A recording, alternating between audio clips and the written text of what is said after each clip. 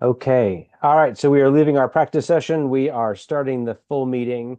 We'll take just a moment for the attendees to come online, and then we will begin. It looks like we have 14 folks in the audience, which is great. We've got I think, pretty important topic for discussion today. I'm so glad that we've got a number of different folks here. Vanita, I see you. I'm going to promote you to a panelist here in just a moment. Thank you for joining us from DEMPED. Very, very much appreciated. Um, and then I think Dakota, you are the other person I'm promoting. But if you are from CSG Urban Partners, if you will take just a moment to raise your hand, I will then promote you as well so that you can present on the Reeve Center. Okay, we have a relatively light committee attendee group tonight. I know that we've got a couple of people who are traveling and out of the area, and so we knew we were going to be missing a couple of people. But we do have just three of us, which means that we actually don't have an official quorum. I'm fine with that. We don't have anything really significant that we were going to be voting on tonight that was urgent. We do have an item that we will be making a recommendation to the full commission on, but this is primarily meant tonight to be an opportunity for the community to hear an update on the really important work and development activities at the Reeves Center. Um, why don't we do this? I think I'm just going to preview, Christian, rather than moving it to the front of the agenda. I'm going to preview this item so that folks who are joining us are aware of it. And then what we can do is take that as a follow-up item once we get through the presentation. The item that we're paying close attention to, Mario, I continue, promote to panelist. I don't know why we don't get you set up more formally. That's my bad. Mario Carreras, if you can just accept, great. The item that we're going to be talking about after the Reeve Center is related to the U Street Performance Parking Zone revenues. Many of you are familiar with and have been tracking the U Street Performance Parking Zone, which the council member Nadeau championed, wrote legislation around and put in place in 2024. The actual performance parking zone went live in December of 2024 and then was expanded in the past year to its full originally intended scope.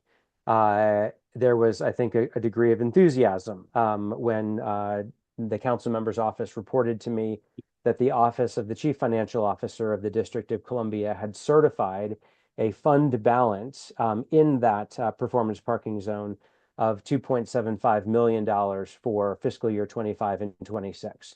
And for those of you who recall the details of that particular legislation, those dollars were dedicated to investment in U Street, placemaking activities, public safety, cleanliness, et cetera. So a number of different investments that could be made. And so it was with a degree of real, I think, shock and disappointment that we discovered that the council member, through an amendment, that she presented to council last Tuesday, moved or amended the legislation for the U Street Performance Parking Zone as written to allow for her to allocate 2.55 million of the $2.75 million balance to purposes outside of U Street. It is to support an initiative of Councilmember Allen for curbside management, a kind of automated camera-driven curbside management monitoring and ticketing program.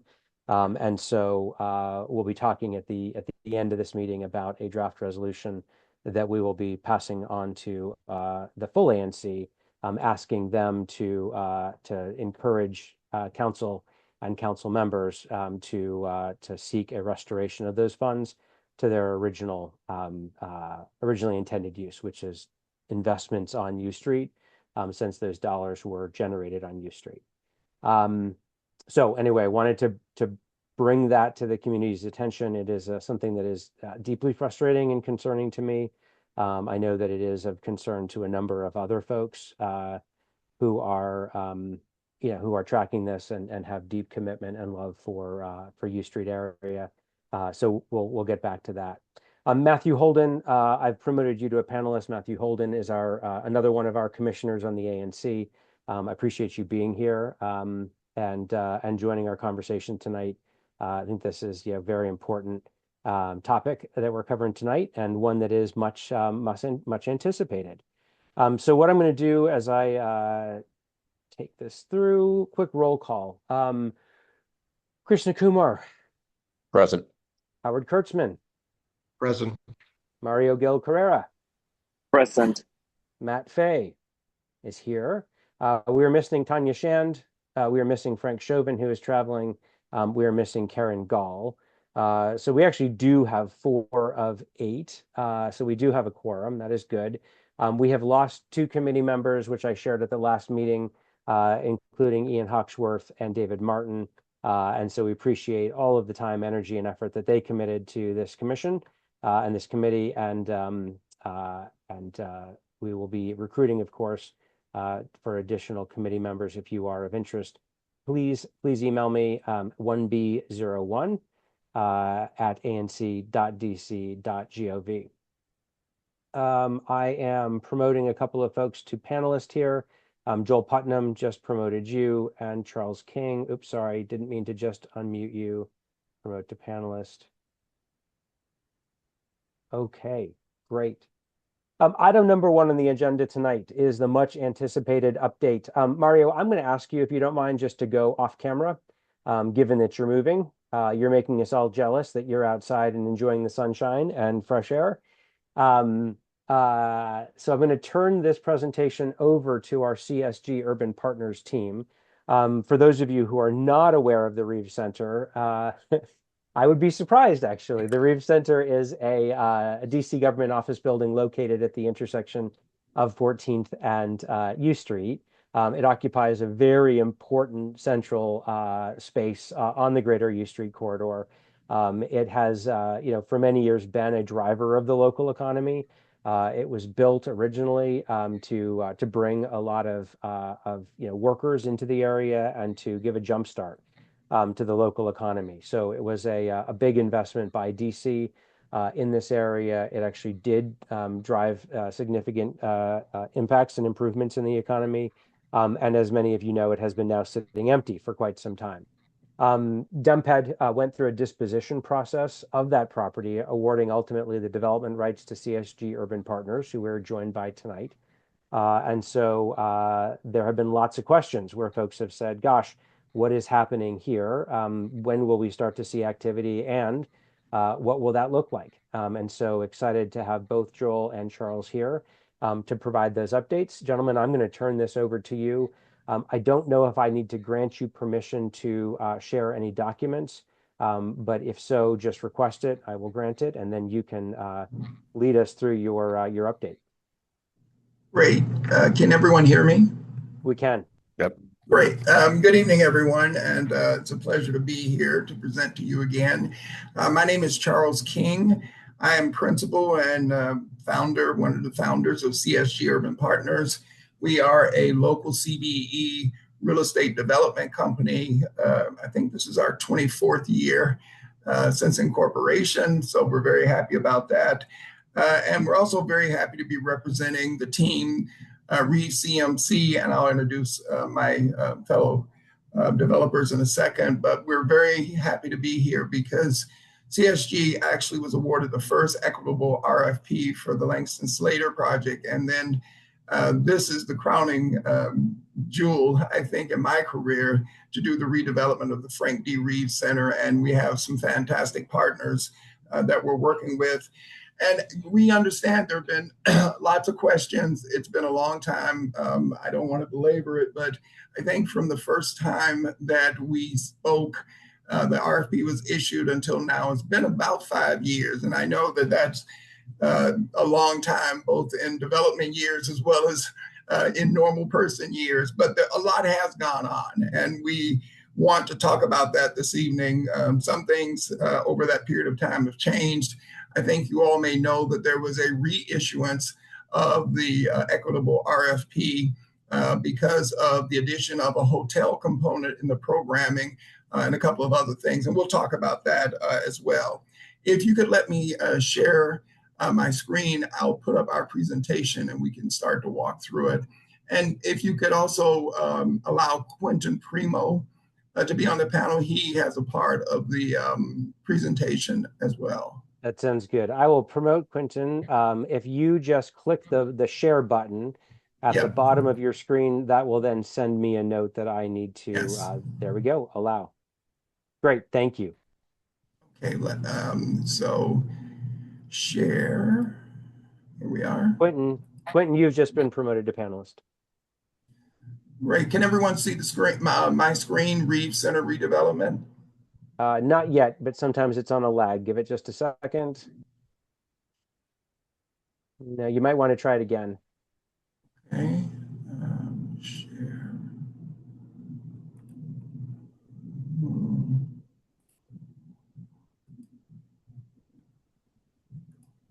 How about now? Yep, Mr. King, we can see it. Okay, great. Again, thank you all for allowing us to be here. I'm going to put this over there.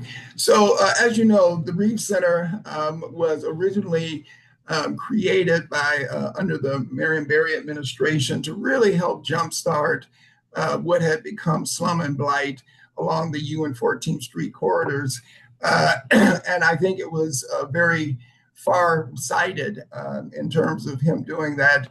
And CSG and my partners were extremely grateful to the mayor, to the deputy mayor, and to the staff of DEMPAD for really working with us, for selecting us for such a monumental project, and our co-development partner, the NAACP, because I think this whole project really got jump-started because they made the determination to move their national headquarters to Washington, D.C., and that's been one of the big drivers of this. And then because of the Duke Plan and us following the script really of trying to bring cultural and other types of commercial, culturally motivated or culturally based venues to the U and 14th Street corridor, we took that and we basically ran with it and we put it in our submission. And what we're going to present tonight is the culmination of that. And I'll move on from there. Our team is composed primarily in the leadership role of CSG Urban Partners, which is a local CBE. As I said, this will be our 24th year of existence here in Washington, and we've been a CBE for just about that period of time. Capri Capital Partners is a firm, and I'll let Quentin and Joel talk a little bit more about it. But it is a substantial real estate development company based in Chicago, Illinois. And we have become very close over these last 5 years working together to bring the Reeve Center to fruition. And of course, the NAACP is also a full partner in this deal, as well as going to be the tenant and owner of its 50,000 square feet of the office component. We have a number of CBE and design partners, which I won't go through everyone, but Smoot Construction, you all may know, was the original general contractor that built the Reeve Center. So it's quite a coincidence and it's quite an honor to be working with them. Michael Graves, Sean Pichon is here, Michael Marshall Design, Bradley Design for landscaping, and then proposed tenants. And we say proposed because this list is evolving, but DC government, Washington Jazz Arts Institute, the Viva Dance School, Christian Tabernacle, which has now changed its name to Love First, which is going to be a child care center. Dave Chappelle Comedy Club is shown great interest. Carla Hall, local celebrity chef. Tyra Banks has shown interest with her Smiles Ice Cream and a number of others. I want to just take a minute here to say that some of you may remember that MRP was also in the development portion of our team. They also were awarded Gallery Place redevelopment, and determined that because they are going after some of the same types of funding and the like, that it was more appropriate for them to step aside from the Reeve Center redevelopment, which we are personally, CSG and MRP are partners on a number of different projects. So it was very amicable, and they're moving forward with the Gallery Place, as you know, that whole sort of 8th Street corridor is being redeveloped. But in spite of that, our core principles and the core elements of our development team have remained the same. We have a great team. We have very great capacity in terms of experience. I probably should let Quentin Primo say a few words about Capri, since they're part of the leadership team. Quentin, do you want to jump in here just for a second? Certainly. Thank you, Charles. And thank you, ANC 1B Economic Development Committee, for giving us the opportunity to bring you current on what we've been doing, what we've been up to for the last 5 years. Just quickly, Capri is a firm that I founded over 30 years ago. We have been exclusively involved in the real estate investment and development business for that period of time, and all my career has been in real estate over 40 years. In the time since we started in 1992, the firm has completed more than $15 billion of investments in most of the major markets in the United States. Even though being headquartered in Chicago, we've been very active on the East Coast, the West Coast, the South as well. We are known for large-scale development projects that we have undertaken and successfully executed. Probably we're best known currently for our acquisition of something called the James R. Thompson Center in Chicago. It was formerly the State of Illinois office building, iconic building, postmodern design by Helmut Jahn, one of our famous architects here in Chicago. We acquired it kind of at the depth of COVID, or agreed to acquire it with our partners. And we then brought in, it's a 1.3 million square foot building in the center of the city. It had been under disrepair. The state had not really invested a fair amount. And so we agreed to buy it, and we brought in Google to do a build to suit. So it's easily have $1 billion of impact in terms of construction costs and the like. And again, it's kind of what we are currently best known for. But we're very, very excited about the potential of the redevelopment of the Frank Reeves site. We have some, I think, original, unique, and creative ideas that our development team has come to, and certainly being anchored by NAACP makes the project unique and we think extraordinary. Great. And, just to follow up a little bit on why has it taken so long? Because we've heard that question to us a couple of times, and there are a number of reasons. It was really post-COVID. And as you all know, the district was coming almost out of a fugue state in getting back to normal operations. A lot of times people weren't even allowed to go into the offices, so that had some effect. There was the second issuance of the RFP, which gave us some time to go back in and reprogram the site to include a hotel, which was something we were directed to do by the city, and we did. And then we went through the process, and we came before you all, and you voted unanimously as your preferred development program and the preferred team, which we very much appreciate. But I will tell you that even in spite of the 5 years, DMPAD has remained a steadfast and good partner. There have been changes there as well, but I will tell you that under the leadership of the mayor, Deputy Mayor Albert, and Latrina and her team, the director of real estate, things have really, I'm a Southerner, caught fire, and we're doing an exceptionally on a fast track to try to really get our LDDA, the land disposition and development agreement, done.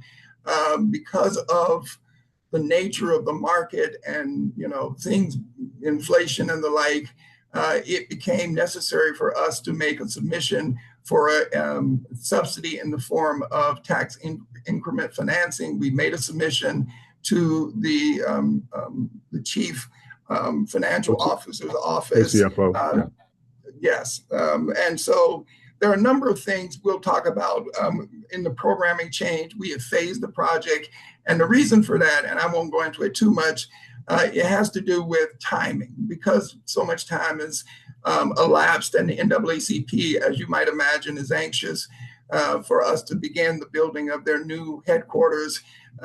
We made the decision to do phasing of the site. And let me just continue. Unless there are any questions about our team or what we've talked so far, I'll just continue. Nope, let's get into the development plans. That's okay, great. So I just want to talk a little bit about the vision before we move on. As I said, we have maintained the vision that we had from the beginning, but there are things that have changed programming wise. Alvin Ailey was originally a large part of our development program culturally, but because of financial, they went through a major restructuring, and because of some financial issues, they have pulled back from the project. At least now there may be an opportunity for them to re-engage. We're looking at other cultural entities to take their place, but we are still determined to proceed with the Duke plan in terms of the financing, in terms of an art center. What's happening at the Kennedy Center, I think, has put a little bit of a chill on some of the potential tenants that we'll have, but we'll move forward. We're still committed to having a very robust number of affordable units. Right now, we're looking at about 322 units, with about a third of those 97 units that will be affordable, with a number of them being at the very low MFI, median family income of 30 to 50%. We're going to still have a public plaza and amphitheater named after Frederick Douglass and Mayor Barry. Again, the NAACP headquarters is a major driver of this whole project, and so we're working to move forward as quickly as possible to get that office building up. And we've had a number of good ideas, I think, that are helping us to move forward, both in terms of timing, but also in terms of programming. We are going to keep the garage without going and demolishing the building and then digging out. We think we can keep that, and I'll let Joel talk a little bit more about that later. But there are a number of things that we're doing that we think will help fast track the project. We also, and I know this is very important to the ANC 1B Commission members, we are in talks with the Gino Baroni owners of the building, as well as some of the people that we were talking to all along while we were going through it, but to see if Gino Baroni's site can be incorporated. This is something that DMPAD has said to us they'd very much like for us to do. We also have determined that we are going to proceed to, in phase 2, which we'll talk about a little bit, do a PUD so that we can maximize the density and get the maximum number of units so that we can have approximately almost 100 units of affordable. So there are a number of things that we're doing to make sure that the vision stays the same or even is enhanced as we move forward. Quentin, I'll let you go through the programming a bit specifically. Indeed, specifics to what Charles has described from a vision standpoint. We're going to build a substantial project, over 500,000 square feet in the reimagined Reeve Center. It'll have a number of key elements, the first being 100,000 square feet of office. It will be equally split between the District of Columbia offices as negotiated by the Department of General Services, DGS, which we're in conversations with now. And then secondly, the NAACP National Headquarters, which we mentioned. The NAACP will actually own its 50,000 square feet as an office condominium. DGS will lease their 50,000 square feet under a long-term lease with the developer as the owner of the project. Second key component will be a 150 room or key business and community centered hotel.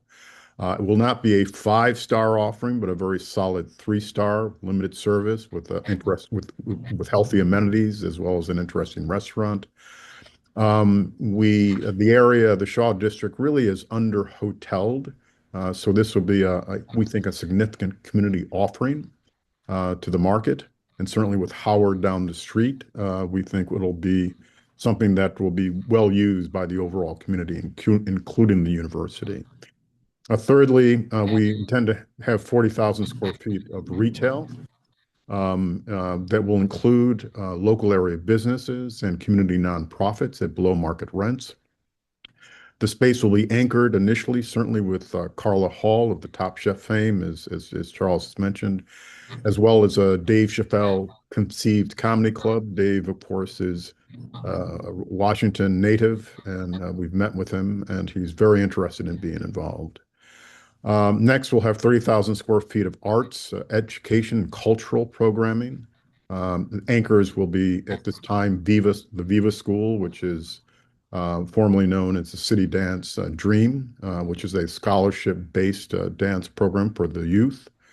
Also, the iconic Washington Jazz Arts Institute, formed in 1998 by Davy Yarborough and his wife Esther Williams. Just an iconic offering to the market. And the Christian Tabernacle, are now the Love First Child Development Center. We've been in conversations with all. We have letters of interest from all, and we hope as we get our LGDA approved, we can formally commence negotiations and discussions with these icons of the area.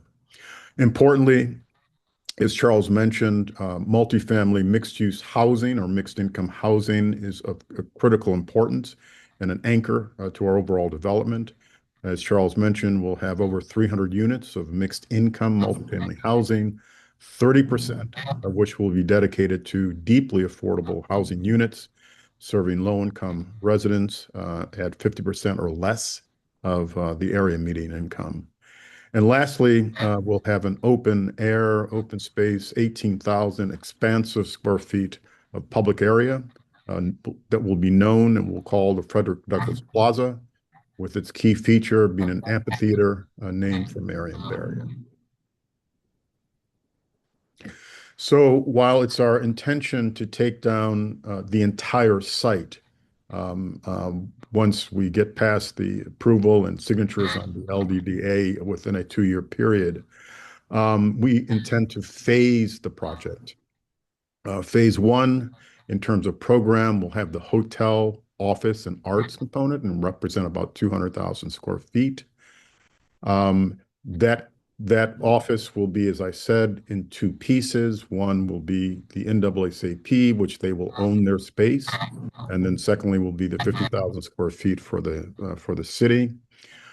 Because we intend to sell the office condominium to the NAACP, this phase 1 parcel or site will be taken down as fee simple. So we will own the fee simple interest in the development, which will allow us to vertically subdivide and then sell the office condominium to the NAACP.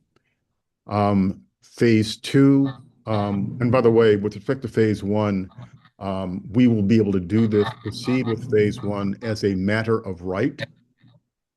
With respect to zoning, we will not need to do a PUD or a map amendment. So developing the project as a matter of right with respect to zoning will allow us to immediately commence the development process, immediately commence schematic design, et cetera, so that we can deliver the space as soon as possible to the NAACP. Phase 2, in terms of program, ownership, and process, the program will be focused on residential and retail and be roughly 340,000 square feet in gross area. Its ownership, unlike phase 1, will be as a ground lease. We'll have a long-term ground lease with the city that will have a long-term provision for affordable housing. In terms of the process, to develop this phase, we will have to get a PUD, most likely, potentially a map amendment. But the greatest density will be achieved through getting a PUD ordinance.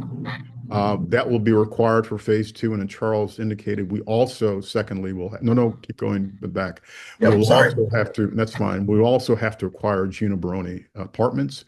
It's a small building, only 32 units, owned by the Horning Group. We've had initial discussions, but until we control the deal, cannot have real meaningful discussion. But the idea is that that will be successful and allow us to do the full 322 units of housing. And so just one more comment on this before going to the next page, and that is that the power of phasing for us for this project, we believe will give us two benefits. One, it'll allow us to focus and give NAACP greater certainty with respect to their occupancy in the building. NAACP's leases are coming due in Baltimore, given that so much time has passed. So there's an increasing sense of urgency that we must do something quickly or within the next 2 or 3 years in terms of acquiring and commencing development of the site so that we can deliver the space in as quickly as possible. Phasing also, secondly, gives us the ability to take our time and negotiate a thoughtful, responsible transaction with Gino Baroni so we can maximize the density. Phase 2 will require a PUD, and that process, as you know, could take as much as 18 months or more. So we don't have to wait until that's done to commence phase 1. So we believe the benefits of phasing are very powerful and will benefit the stakeholders, as well as the community that will have a project delivered ideally sooner than later. The other thing I would add is we did meet with the Office of Planning regarding the center redevelopment overall, and they were very much pressing that we look at the PUD so that they could have a full review and to help us get the greatest density and see if we could incorporate Gino Baroni, because they see this as a great opportunity to add the significant number of affordable housing in an area that has seen a significant amount of displacement and the ugly word gentrification. So they would very much like, just as Dimped has said, for us to proceed with the PUD, get the maximum zoning, and increase the number of affordable units to its highest possible level, particularly, as Quentin said, at the very lowest MFI of 30 to 50%. But as to follow up on that, Charles, but if we are not successful Correct. in acquiring Gino Baroni for whatever reason, our LDDA contemplates us still moving forward with the project, most likely under a map amendment, but it also could be under a PUD, and getting as much density as we can. So even if we aren't successful in Gino Baroni, we both, Dimped and ourselves, have agreed we still wish to move forward. Even with less density, we still wish to move forward with the multifamily component, of which 30% will be affordable. Yeah, and for those of us like me who've been in the district for over 25 years, we know that when a project says phasing, that a lot of times there may be some angst as will phase 2 actually get done. In this case, our options are good and numerous in terms of if we can't get the PUD, then to Quentin's point, we still move forward with phase 2 by right or with a map amendment. But we have agreed this with Dimped, and Benita has been in the room with us for hours negotiating this. It is our fervent desire to build phase 2 as quickly as possible and provide, I didn't mention the number of construction as well as cultural jobs that are going to be provided, as many as 3,500, which I'll talk about a little bit. But we are really trying to complete phase 1 as soon as possible to get to phase 2. And we have a number of routes to do that. So I think any discussion about will phase 2 happen, for us, it's assumed, and we have routes to do that. Do you have a Quentin, project timeline? Do you have a project timeline you're going to take us through? Yes. Yes. Great. Yes, we do. We actually have a Gantt chart we've put together Why for don't you move forward, Charles? Yeah. Next Okay, slide. there you go. Yeah. So this is just an aerial of our site plan. As you can see, phase 1 consists of the office and the hotel and the arts, the cultural component. Phase 2 will consist of the multifamily. Oops. Sorry. That's all right. Phase 2 will consist of the multifamily retail and the courtyard, the Douglas Plaza and the Marion Barry Amphitheater. So just a visual of what it looks like from the top. Next. And as we said more than once, this is the breakdown basically of our rental mix, mixed income. As you can see, we'll have about 7% at 30% of MFI, approximately 24 units. Now, this also assumes that we go through the PUD. We are successful in accumulating the Gino Baroni site, and we come up with a total number of 322 units. But as you can see, 97 units will be at that lower MFI level, which we're very, very happy and proud that we could get that. And we have our architects on with us tonight if there are any questions about that. But total market units is about 225, 97 total affordable for a total mixed income volume of 322 units, right at the iconic 14th and U. So Mr. King, we think that's a could you maybe just explain for the audience what the Sure. MFI means and the affordable means? I know we had gone as a committee back and forth a great deal, so I appreciate you presenting this information to us. But I think there's some new people here who might need a little bit of an introduction to some of those concepts. Sure. A lot of people would remember MFI is median family income for a family of four. It's the average. So the median would be sort of the middle. Some people make a lot more than basically $164,000 in the district, which is pretty high. But DC is a fairly robust market in terms of people's jobs and salaries, but half the people make below that.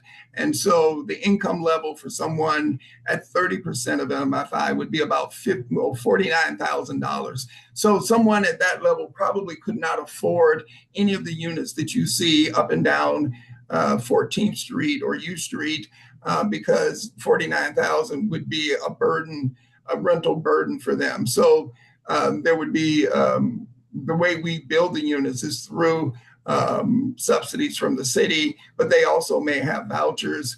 And then at 50% of MFI, that's about $82,000 that they make for a family of four. So that essentially you're taking the median of the entire area, and you're saying, okay, what is the amount that a family will make at 30% MFI? So we have to give them a lot more help to be able to live in an area like Shaw and at the Reeve Center. So hopefully that helps a little bit. But this is assuming that the median of income for the district is about $164,000. And we're trying to ensure that people who make a lot less than that are still able to live at the Reeve Center, the redeveloped Reeve Center multifamily portion. Great. Mr. King, I just want to pause for a moment and say, I am starting to see a couple of hands going up in the audience. I'm going to ask you to go through the timeline and then we'll turn to questions. And then that way you're able to finish your presentation. Great. Thank you very much. And so here's the timeline that you were asking about. And Joel, could you jump in here and walk us through this? Yes, absolutely. So as you see, we're reading from the top to the bottom. We're currently in the right of entry land distribution agreement, which will require an act through the city council. So several votes, which would culminate in the beginning of Q2 2027, which would allow us to then begin the design process for phase one. Concurrently, I know there's a phase one, phase two, but as we have said, it's more structural and timing. Concurrently, both phase one and phase two would start at that point. We would begin our design process for phase one, begin our negotiations to acquire Gino Baroni, as well as going through a PUD process for public input and all of that, even before any construction on phase one. So as we work through both the design and the PUD process, which takes us out to the first quarter of 2029, when we expect to actually close and the city to transfer us the land, we will then begin the permitting process for demolition on phase one, simultaneously completing the PUD process for phase two, in and around the third quarter of 2029, in which place Construction for phase one would begin, activity would happen. There would be all of that activity, but then designing, through the PUD process and with all that public input. And really, I know we use the term maximum density, but really the goal of the PUD process is to get the most affordable housing we possibly can. That's the goal.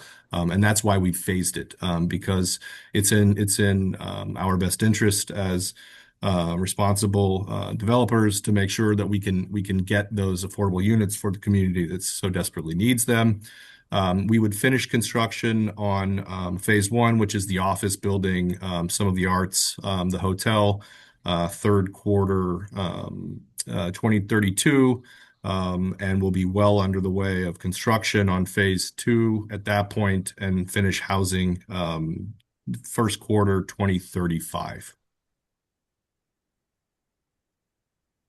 Okay. Great. Continue, Okay. please. Yep. So one of the things, as I mentioned, that I probably should have honed in a little bit more because as I've made these presentations over the years, the question always comes up, well, what is it that the local community and the overall DC community gets from a project like this? This is a very special project in that and Quentin had mentioned this, one of the big drivers is the NAACP national headquarters. And unfortunately, President Derek Johnson of the NAACP couldn't be here, but Ernie Drew Jarvis is working very closely with the NAACP, and he's a representative and consultant to President Johnson. And Ernie, I think I meant to ask if Ernie could also be on the panel so that he was able to speak, if you can see him. Yep, just promoted him. Okay, Ernie, would you like to join us in here? It may take him just a moment to rejoin as a panelist.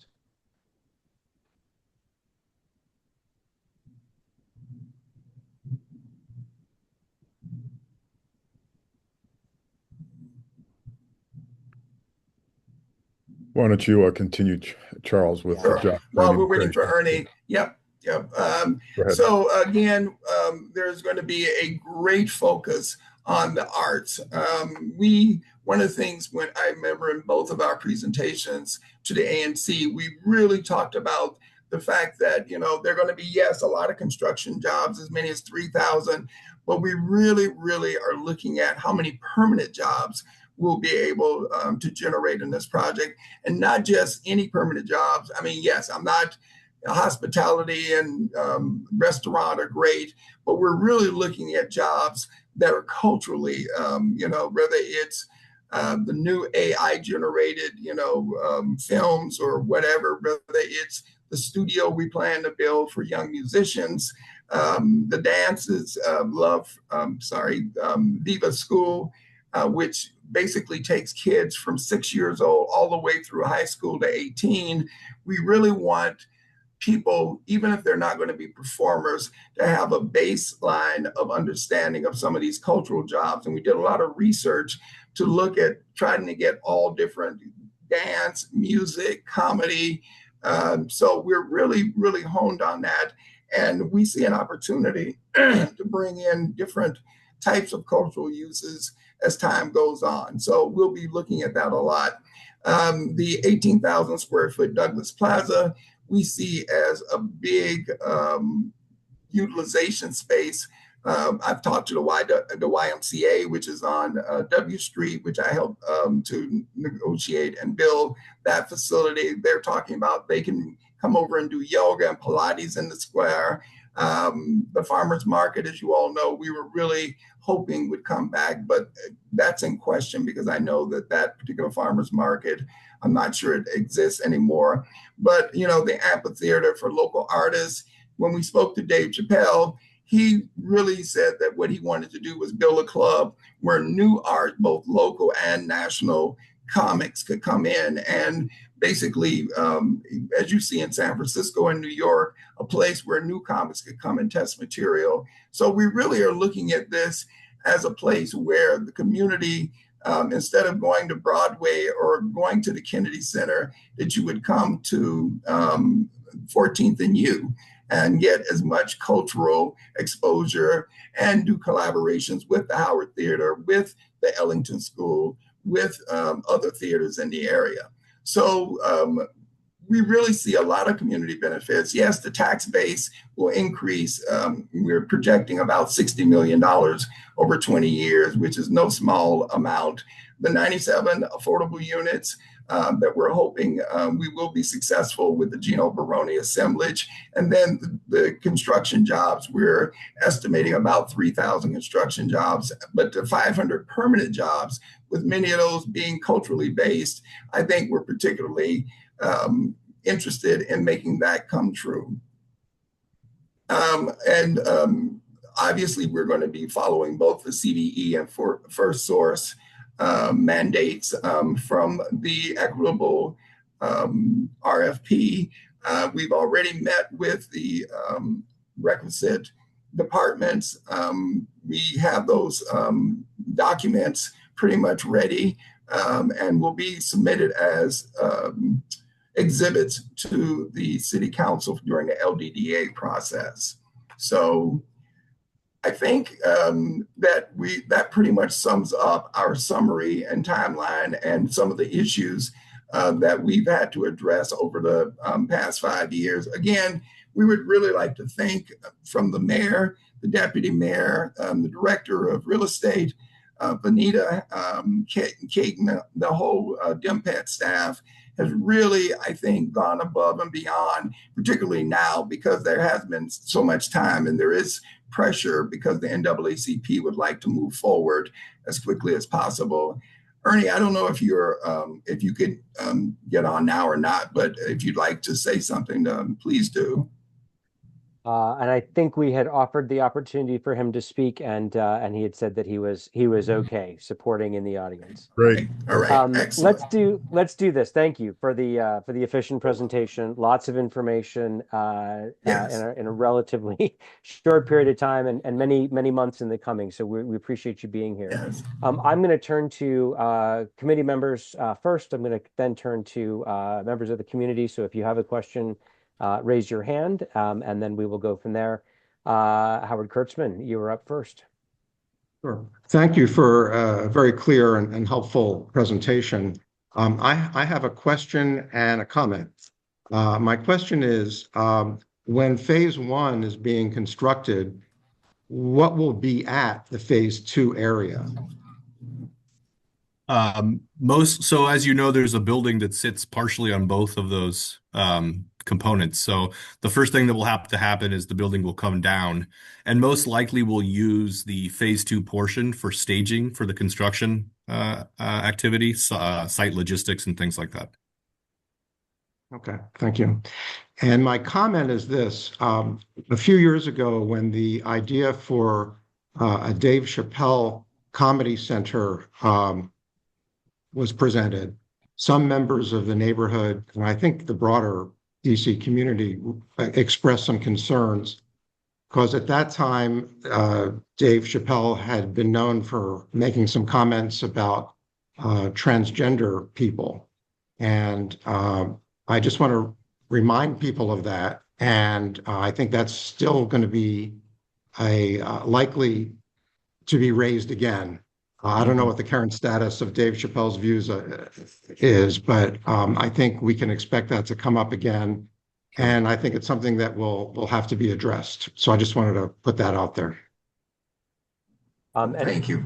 And Howard is one of the people on our committee who has been here for many years and knows a lot of the history. So I appreciate him sharing those conversations. Yeah, thank you. I know that we've been asked. I know that we've been asked to, if we do go forward, it was suggested that it not be called the Dave Chappelle Comedy Club, but certainly, but a comedy club of some, something other than Dave Chappelle. But we're very willing to work with the community, and we want to make this as community friendly to all groups as possible. So we appreciate the comment.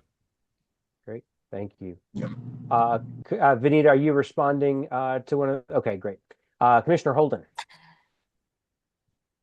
Hey, thanks. Happy to be here. The Reeve Center is in My single member district, 1B07, and so happy to get the update. Thank you all for being here.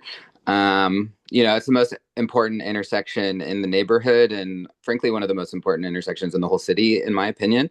So I'm happy to know that it's still moving forward and there's a timeline.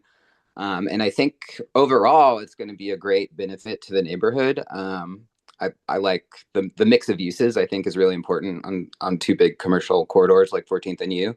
Um, this is a little bit down the road, but it's something that I was thinking about when we're talking about demolition and construction. So 14th and U, we have a bus stop, we have a bike lane, we have the bike share station, we have the parking garage. There's a lot of like transportation infrastructure in the area. So when we get closer to the point, I would just when we're doing a maintenance of traffic operations plan or anything like that, um, thinking about like where we're going to move that very busy bike share station, how the bus stations are going to be moved, how the pedestrians can move around the site. Because I remember the apartment building next to it when it was built, the tall new building that is escaping the name right now, but like they had to do that very intense sidewalk shed that was there for a long time that I remember walking through. So just all of that kind of thing, like maintaining movement around the site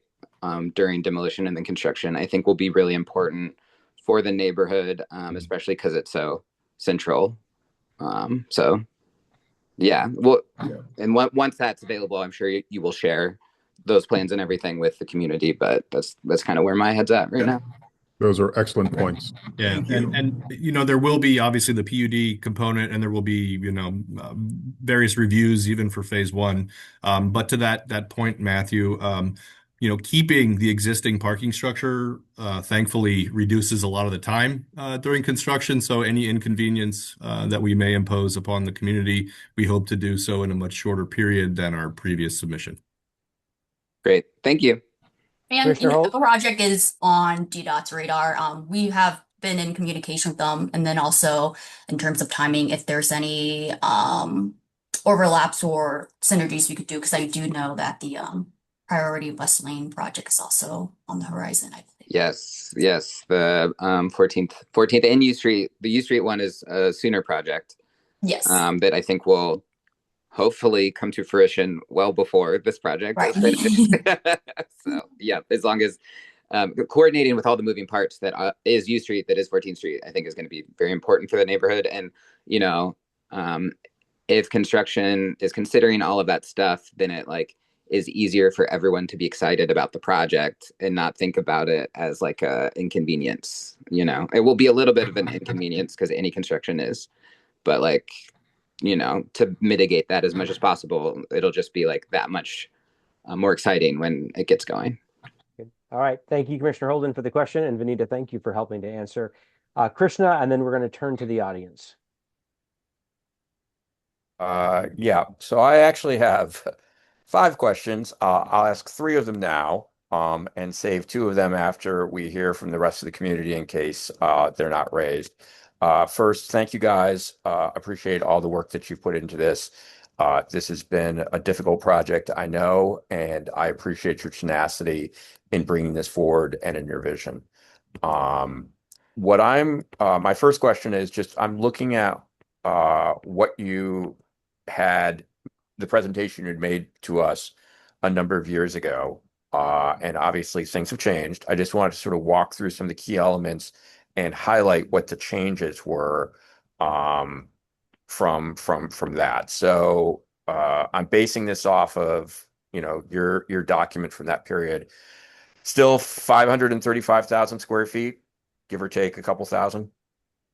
Correct. Okay, and about 108,000 of office space split between the district and the NAACP. Correct. Okay, and we're still looking at a 116 key residential hotel, or is there a difference in that number? It's now 150 rooms. We're going to be smaller rooms, more compact, but it's still a boutique limited service hotel. And it's more commercial. It's more community centered than a residential hotel would have been. So no kitchens and things like that. Okay. 22.5 of retail. The two mentions back then were the Carla Hall and the Dave Chappelle. And from what I'm hearing, about 30 now of retail. Let's go that to, yeah, there you go. Roughly, actually, retail and the arts, what we've discussed with DIMPED, we put all those in one bucket and Okay. let demand determine. So 70,000 square feet of that has not changed. Yeah. And note that that could be smaller because some of the retail is on phase two. So when we are successful with the PUD process, and we do increase the housing, our retail will grow. And I think maybe the previous one might have been without the Gino Baroni site. Okay. But arts and retail are activity. The hotel's activity. And so we want to have as much activity on that corner as possible. Okay. Yeah, we think that's going to activate the site in a way that probably hasn't been done in 50 years. Because, I mean, if you go there now, and I go by the Reed Center, at my office is about 2 blocks away. It's sort of a dead zone, and it has been, except for the parking, even, on the weekends. But assuming that phase 1 and 2 are exactly this way, we're thinking, I'm not saying it'll be 24/7 activation, but with multifamily there and all the arts uses and the like, we think this is really going to, someone said earlier, it's one of the most important corners. I agree with that. I think that probably the one corner in Georgetown, 7th and H, but this is right up there. And I think that this project will activate it in a way that it deserves to be, and will be for many years to come. Okay. And so if I understood you guys, you're basically saying what you have is a bucket of about 70 for the arts and Yes. retail combined. Yeah. And so in the original proposal was 44,000 of arts plus 22 of retail, which is what, 65. So it's potentially a little larger. I understand that with potential addition of Gino Baroni, that gives you a little bit more streetscape to work with. And the unfortunate loss of the Alvin Ailey because of their internal conditions. But the other things that we had talked about were Viva, Yep. the Washington Jazz Institute, and the Yep. Christian Tabernacle Yep. are still on board. Yep. In terms of the affordable housing, we had many long talks with Mr. King at that time, 322, and that's the same number we're basically proposing now. Yep. Yes, along with Gino Baroni and the PUD so that we can have maximum density. Okay. And then in this document I'm looking at, it says 17,000 square foot public plaza and a 200-person performance venue. I'm not sure I saw that in your presentation, or I might have missed it. Yes, 18,000. Yes, it's now 18,000 square feet. Yeah, we've that's, not done that's the public plaza. Yeah. Outdoor Okay. theater, outdoor amphitheater. It's the same programming that we had in the previous proposal. Yeah, that didn't change. We have endeavored to not change a single program as best we can. Okay. Second question is going back to this parking issue. And from what I understand, you're going to do phase 1. You want that fee simple. Phase 2 is going to be a ground lease for probably 30 to 50 years or whatever you guys 99. negotiate. 99. Yeah. Okay. Yeah. Whatever works out for that number. I'm a little confused on the parking side. What happens? Who owns the parking garage then underground? So we will, and NAACP will own their spaces. It will still, quote unquote, be a public parking facility, with assigned stalls to office tenants, and potentially assigned stalls to those in the residential units that wish to lease them, and leftover spaces for public. We're looking to potentially modernize it so that it displays available parking for the community when and how that works as things come and go. So half of it essentially will be owned fee simple by us. Half of it will be under a ground lease, and we'll have an extensive easement agreement that speaks to insurance and operations and management and all the rest of it. And it's a very efficient parking lot. Yeah. Okay.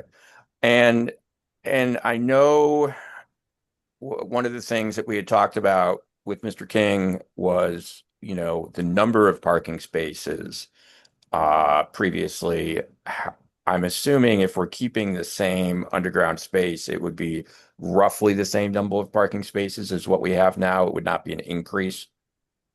As you have now today? Yeah. No, it would not be. But it's also, I think it's at or slightly more than what we had proposed before. Okay. We may need to just to loop back and get Sure. on the details. Just on the parking spaces, also major point of contention. The RFP had the entrances off of V Street, and I just want to see with you, with your new planning, how that would work in terms of where the entrances to the parking garage would be moved to. The parking garage entrances, as shown today and as planned, do not change. So they would continue to be on U Street or Correct. On U Street, correct. okay, so there's a slide, the overhead view, Charles, if you want to click to that, has two red arrows. One is One for more. There you loading. go. Yeah. Yeah. So Yeah. the current existing parking entrance acts as the current entrance does, and then the V Street entrance is basically loading for tenants and it's adjacent to the exact same style of loading that is available there at Sonnet Apartments. Okay, But it does and not go below grade. it does not go below grade on the V No. Street side. Correct. The U Street side, we could have just, from the public's point of view, would roughly look, there'd be a pretty large curb cut with an underground parking entrance. Yeah, As it exists there today. is with the building above, and so we would endeavor to make that as interesting and a kind of design. The lobby and things are there, so it's Okay, but it's not as expansive as it is now. the third thing is, I understand when you guys are doing this, you get an architect and he gets a computer program and he makes a lot of pretty pictures for us. And when they had done that, you guys had a lot of great pictures. But there was what I'm trying to say is an architectural theme that was brought out by Mr. Marshall, I believe, as part of your development team. And the theme, the massing and structure seems to have changed somewhat from that. I'm wondering if you guys want to just talk about the architecture of it somewhat in terms of whether you and how you're visioning the change from what was presented initially to the ANC and through the RFP process. Joe, is Sean? Joe, you're on Sure. mute. Yeah. Well, so we essentially see it as the same, very much the same. We've kept it as massing here because we still need to go through the design process with both the public, DemPed, and historic review.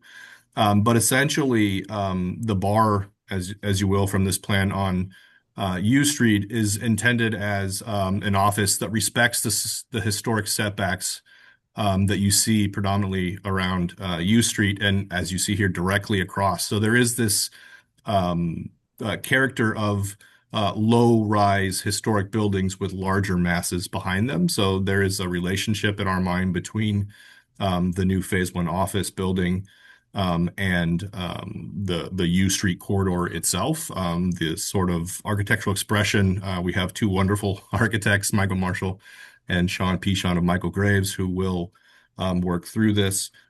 We have taken a bit of inspiration from City Center to create a kind of internal courtyard space where the residences have overlooking amenities and really truly activate that Douglas Plaza, not just with an amphitheater or yoga, but with everyday life.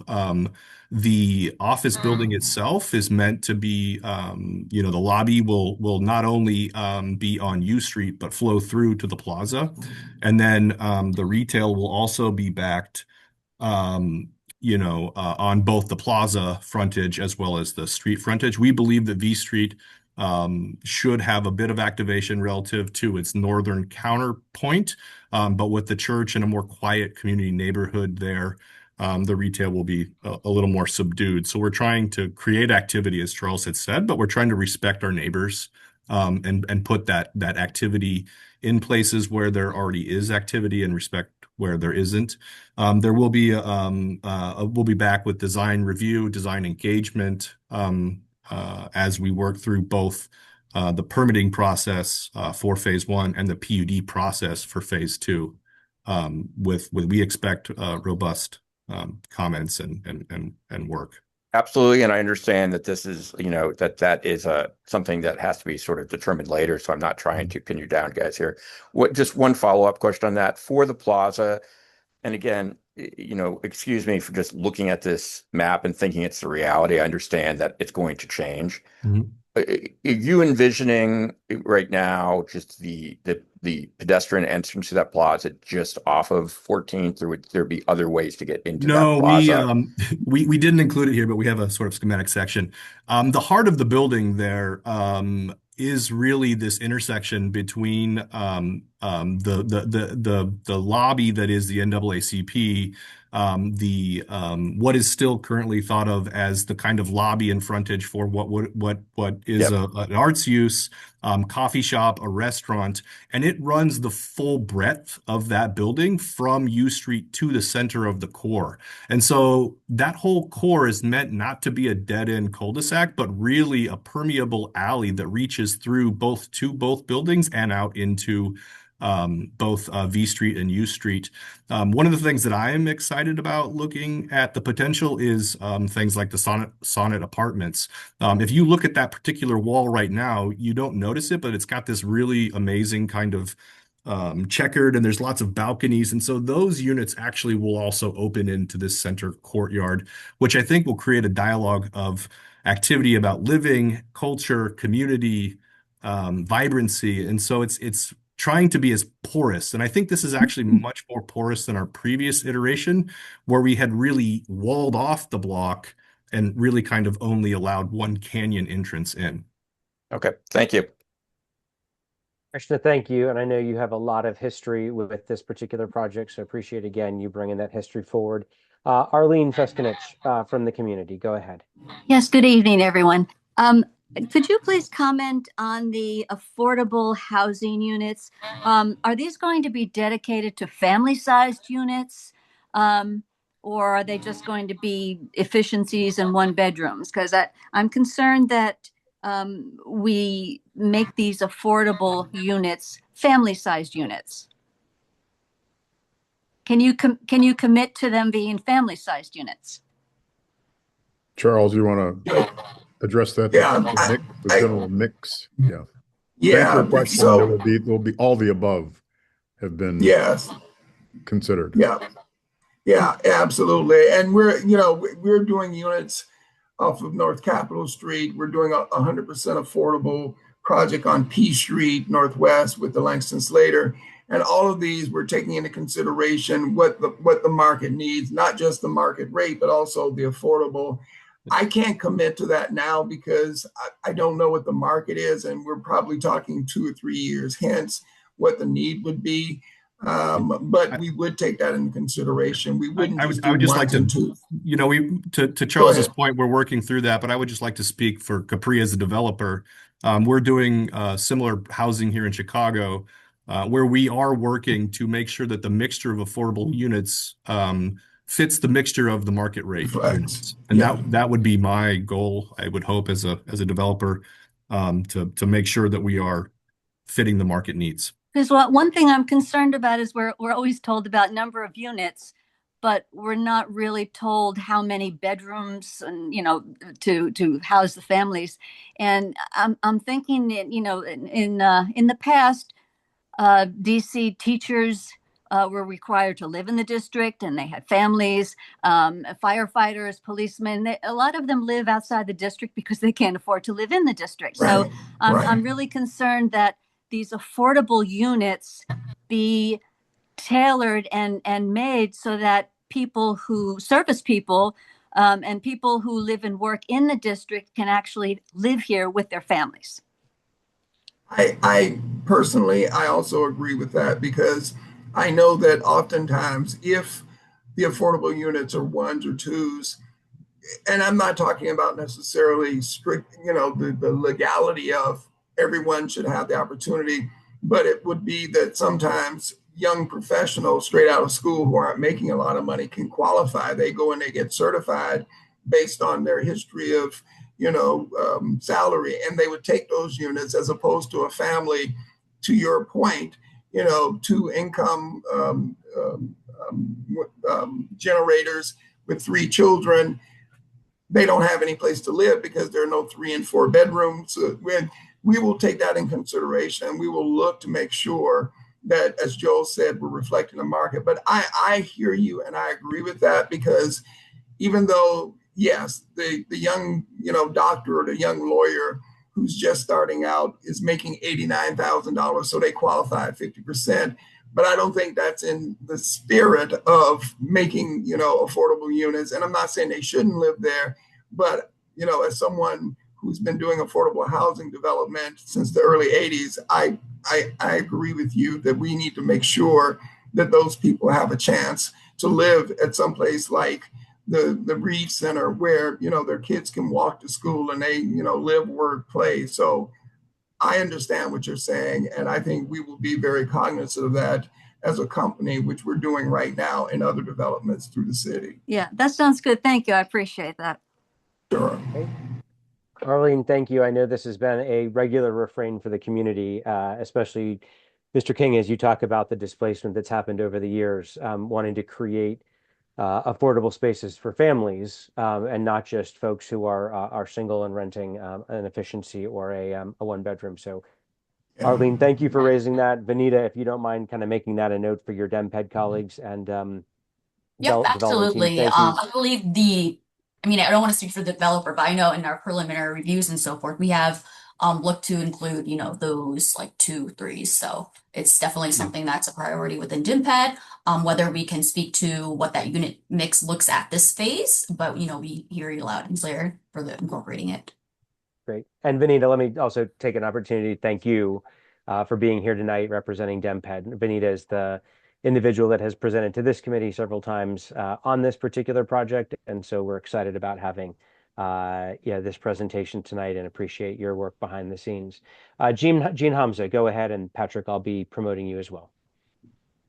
Hi, I want to support what Arlene said. We are inundated in our community with efficiencies, 1 bedrooms and 2 bedrooms. And I just want to support that. And then the other thing is, really thrilled about the first phase being the office, hotel, and cultural. Can't happen fast enough for the business community. That's the corner that literally activated this community and brought it back in the 90s. And I agree, it's the most important corner. So really support this project. We're thrilled that the first phase is going to be office and hotel to bring people into our community. That's all. Great. Jean, thank you so much. Patrick Nelson, go ahead. I have a whole bunch of questions, but I'm not going to ask half of them tonight because I'll talk to Matt about them at a different time. But there's some technical things that I think that have to be answered, and I don't know that you guys will be able to answer them directly tonight. But one is that, which is important, is that I'm a little concerned, or I should say more than a little, I'm a lot concerned about the affordability units that you are proposing, and you're only doing 24 at 30%, when there was legislation put forth that any DC property has to have certain amounts, and it's 30%, but it's 30% or 30%. I can't remember the exact wording of how it's written. And 24 units on this site at 30% to me is a disgrace. I'll put it that way. I could use other words, but I won't. Patrick, I'm going to pause you for just a moment. Charles, you've got a breakdown of the affordability. Part of what I think I read there is that there was 24 at 30% and an additional number at 50%. So Patrick, I think this is where you see your 30% of affordability. I didn't want to interrupt you. I just wanted to make sure you had the data there that you could reference. Yeah, I'm looking at it because I wrote it down. It's 24 units at 30% and 73 units at 50%, which I'm not arguing that 97 units is a bad thing. That's considering that's a third of the whole units being used, which is what it's supposed to be. But I would argue that it's lopsided, that it should be 73 at 30 and 24 at 50. And along with that, to the point that was brought up by the other lady, there's no discussion, and there was a huge amount of discussion when we were going through the whole process of picking a developer and who, answering the RFP and all that stuff, that larger units were really important to the community. So that needs to be answered. I don't think you've given a good enough answer on that. I also have an issue on where and how all the community benefits are going to be displayed, because from like I said, there's a lot of things that I could say, and I don't want to just bewilder this whole meeting here, but you're talking about splitting a site that's one lot. There is no connection anymore between the buildings, which is under DC code. You have to have a common connection to be able to do that. You don't have that. And then you're trying to do one site as a building and then another site, and then try to do a PUD under that other site when it's really a lot. So you need to get together with DEMPED and figure out exactly how that's going to work, because that's going to cause you a lot of problems in the zoning piece of it. And then my last comment is that I'm a little concerned because I was very involved in this project from day one, and it looks like you have totally changed the whole design and everything around. My last comment, and I'll stop because I could go on, is to reaffirm what Howard said first. The whole Dave Chappelle issue blew everything out of the water when we had meetings. There was such animosity about the fact that it was going to, whether Dave Chappelle does it is a different story, but to have his name on that plot or portion or whatever you want to call it, you're going to get a whole lot of pushback from the community on that. And then I also have a little concern because I don't remember any real discussion being made, and maybe it has been between DEMPED and you guys as to how the name for the plaza and the amphitheater came up, because we were throwing out different things in the original meetings we had, but we never came to a conclusion on that. So I'm just a little upset that poor Mr. Reeves has been thrown to the curb. I'll stop. Yes, I'd just like to say thank you for all of those comments, which we will obviously look at. There are a number of factors that go into the number of affordable units that will be created. I've been doing affordable housing development for almost 40 years. I started doing affordable housing development. And I'm sure just listening to you, you understand it's one of the most difficult types of units to finance and to keep affordable. And, there are certain tricks where, people qualify, but then they don't qualify. And then the developer turns it into a market rate because they said they can't find qualified people. There's so many different things, but I will tell you that this team, because of the nature of this team, has done all that it can within the bounds of financeability, feasibility, to put as many affordable units as possible. Now, because we are working on so many projects, we know what the Housing Production Trust Fund can do. We know how LIHTC deals work and whether there are credits available, which the district did not have available for certain units.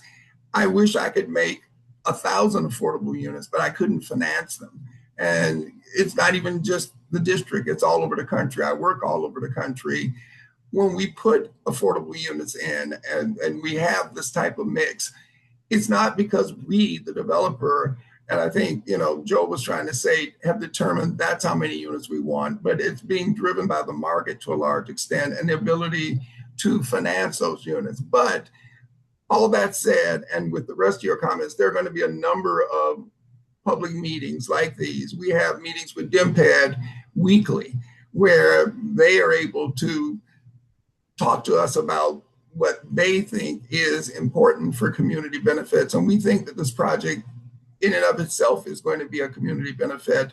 So I think you and others will also have a chance to express your views and your desires. When we first presented on this, we were told we would support you as long as you were out on the corner and talking to the public. And we did that for 8 months, and we'll do it again. But everything won't get done in any way that anybody wants it. It's the market that's driving it, but we will listen and we will try to react as well as we can to make sure that the Reeves Center, and Mr. Reeves is not being lost. It is going to be the Frank D. Reeves Center, and everybody recognizes that. In terms of the naming of the amphitheater and the like, I wasn't a part of that conversation, but again, there will be opportunities for more public input and for us to react to it. So let me Vanita, I don't know if you want to comment, but I think that we have been working with you all and taking your comments and trying to apply them to this project as fully as we can. Right. And, this is, our one of our main updates after a period of time, and we are still working, in the background to fine tune these. This is our status update of where we are today.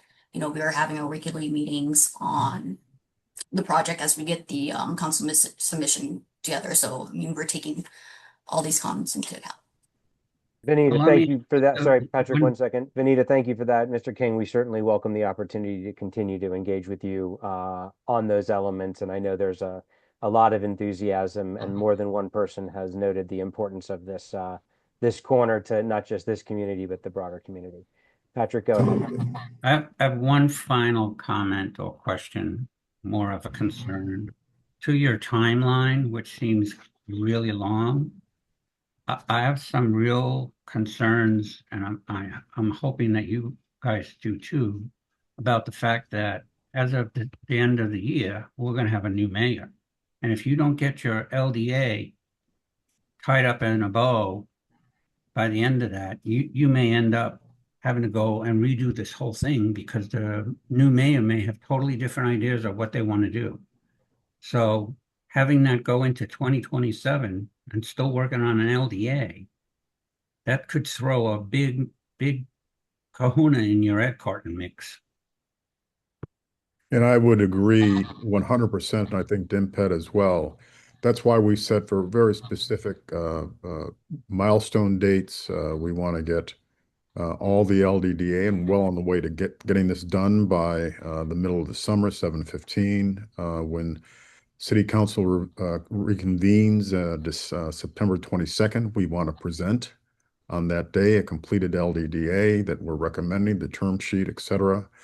And because we're seeking an act versus a resolution, there'll have to be two hearings to attain that. And we think we have enough time between September the 22nd and December the 31st to get those two hearings. And then once the LDDA is approved by district council, then the law requires us to sign within 30 days thereafter, which would put us into early January. But we would have completed the LDDA process prior to the new administration coming in. Right. So to clarify that Q1 is representative of the actual execution of the LDDA in terms of our council proceedings and the required votes. That is our full intent to have that occur within 2026 within this current council period. But we couldn't agree more with you, Patrick. Thank you. Absolutely. We'd like to see this get done and get moving. Patrick, just by way of background, is a longstanding member of our zoning planning and development committee and unbelievably knowledgeable. You're probably sensing that in the nature of his question. So Patrick, thank you for bringing your expertise to bear tonight. Great. It's 8:30, so we've had about an hour and a half on this, which I'm thrilled with. Any other final comments from either the team or from Vanita Krishna, you had two questions that you had saved pending feedback from the community. Patrick, I see your hand up again, so I'm gonna just make sure that that's not still up. But Krishna, why don't you go ahead with your two questions? I think one of my questions has been answered, so I'll try to just keep it simple. I understand, the NAACP is a development partner as part of your team, and they will be taking, a fee simple interest. It seems to me that you have two other really critical partners especially in this phase one, which is the district government and the hotel operator. And I just wanted to get your thoughts on how locked in those agreements are going to be. I'm trying to say, has the district signed something where we know what sort of office space is going to be used here? Do we have a hotel operator? I understand that for business purposes, you can't always say everything. I get that, but I'm trying to get a sense on how lock that in, because we've had other developments in ANC 1B where the developer did not have those agreements, and it turned out to be a little bit of a disaster going forward. So that's why I'm asking the question. Well, those are great questions, and we don't like disasters. Like yourself. And so we have been in earnest discussions with DGS. We are soon to exchange initial draft of the letter of intent. It's our intention to have the LOI with broad terms done by the middle of August. And we would hope to sign the lease with DGS sometime in the first quarter of 2028. So we have been actively in discussions. They're represented by Savills. We're represented by JLL. And we've had, just excellent discussions. We still have some negotiation to do, but everyone's proceeding in good faith. With respect to the operator for the hotel, we have existing relationships with many major hotel companies, probably most importantly Marriott and Hyatt. We're doing a W Hotel, which is a Marriott brand here in Chicago, which will be one of their marquee projects as they reimagine the W brand. So we're very close to Marriott. We're also very close to Hyatt. Hyatt has actually expressed keen interest in the property. We've met with them on it. We could do well with either of them. We've also sat down with Shinola. Their hotel operator is a Sage. They're keenly interested. They run some unique hotels. I don't know if you've ever stayed in or seen the Shinola in Detroit, but it is a very hip, cool offering. So we are very confident that once we get this LDDA done, we can move into schematic design and specifically have something to talk about design and operation and execution. We think we will have no issue with getting an operator, and we've certainly done it in our past many, many times. And as it relates to the district's portion, we've had a number of discussions, and the NAACP have, as you can imagine, with this being their national headquarters, they have certain expectations of the nature of the building and the tenant who will be sharing the other 50,000 square feet. And that's been expressed to DGS and to DEMPAD that, there's a certain type of collaboration they're looking at and a certain type of tenancy. So that has been conveyed. And I think that we are share the same, not concern, but, question about, what is this going to look like, and making sure that it's not an ill-fitting mix between the two in this 100,000 square feet. So that is something that is front and center. And the NAACP has been very vocal about how they see this. So we have the same questions and are addressing the same issues that you're representing. But ultimately, we need control of the site to really have in earnest negotiations. Yes. So that's what we're all focused on and getting done prior to year end. Okay.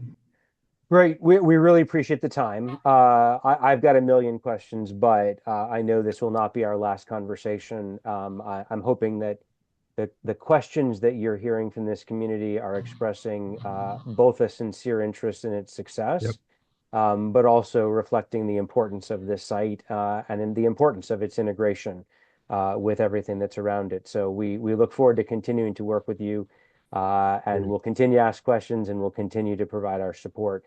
So thank you for the time tonight. And Vanita, I'll email you tomorrow, but let me know if there's anything that we need to do and follow up. Again, we really appreciate all the effort, time, and energy that you're putting into this on behalf of BEMPEG. Matt, can I ask? And we very much appreciate the One- opportunity to come back and share. And again, we will do so again, and we look forward to it because this is helpful to us as well.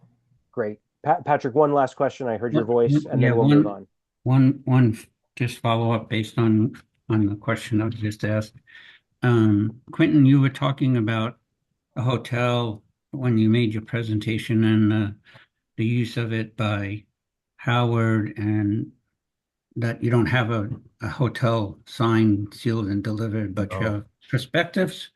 So my question to you is kind of a left field question. Sure. Are you aware of the fact that the university owns a plot of land that is in the works to be developed? It's the Bondbread building, Greco building that's on the corner of Georgia Avenue and Yeah. Z, which is also scheduled to have a pretty big hotel in it. Yeah, great. The Yeah. area is under In fact, roomed. Yes. Yeah, it's under yeah. room. And in fact, I'm so familiar with it that we submitted a proposal to develop that site. And believe it or not, when I first started with CSG 24 years ago, the city hired me to work that deal, and I helped swap the lands between the Bondbread building and a piece that the district owns. So yes, we're very much aware of that. And Andy, the former head of the Office of Planning, is in that team. We're very much aware of their plans. And I do still have sour grapes today. Howard didn't take my proposal, but Right. we're aware of what's coming. But the Shaw District deserves more than 2 hotels. Oh, it does. I just didn't Yeah. know whether you guys were aware of that. And Yeah, no, we are. But we want, Yes, again, yes, we're very not. it's nice painfully to hear aware. somebody talk about the land swap deal. I thought I was the only person that still knew about that. So that's a good laugh for me. Yeah, no, I did the analysis for the swap. I'm very aware. Great. All Well, right. let me just conclude by saying that we are, as a group, very transparent. We're very straightforward. You ask us a question, we'll answer it to the best of our ability. So we look forward to open dialogue with ANC 1B, and we have thick skin, so, and love criticism. So please don't hesitate to tell us what you think. Great. Well, we're all going to be neighbors, so it makes sense to practice working together. So we appreciate Absolutely. the time and the energy. Absolutely. All right. Absolutely. Thank you all so much. We appreciate it. And I will take back the screen here. Yep. If you stop sharing. Good. Thank you. Appreciate all the time. And community members, thank you all so much for your investment in this. I know that this has been a big priority for the community, and appreciate that we're spending time on it. Thank you. Thank you, everyone. Thanks. Good night, everyone. All Good night. right, so Bye-bye. committee members and public, as we transition off of the Reeves Center development, just want to refocus us on the final topic of discussion tonight, and that is the movement of the U Street performance parking funds that have been legislatively allocated to the U Street corridor away from U Street. And we're going to put up a basic resolution here that we'll be discussing and then voting on as a committee, forwarding that to the full ANC. The full ANC has a special meeting scheduled on September 22nd, which is this coming Monday. The purpose of that special meeting, given that it's special, was to honestly have a vote on a couple of topics that were moving at a speed that our normal regular meeting would not allow for. Two of those topics are ABCA related. Our scheduled July meeting is on July 9th, and there is a Committee on Public Works and Operations, chaired by Councilmember Nadeau, that will be hearing two very important ABCA-related bills on July 8th. So we'll be voting on those resolutions related to ABCA on the 22nd. And then the third item is related to the amendment that was submitted by Councilmember Nadeau and by Councilmember Allen last Tuesday on the first reading of the council budget. The second reading of the council budget is on the 30th of June.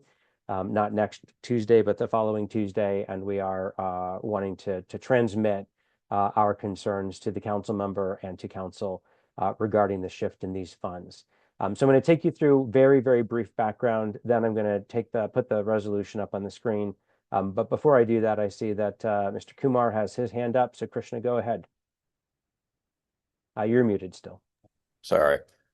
Just wanted to confirm. So the development team is going to be presenting to the full ANC in July. That's still our plan. The CSG Urban Partners? Yes. Yes, but I mean, we just took as a group. This is one of the reasons why we have the structure of committees, is that a committee can spend an hour and a half on a topic, the commission cannot.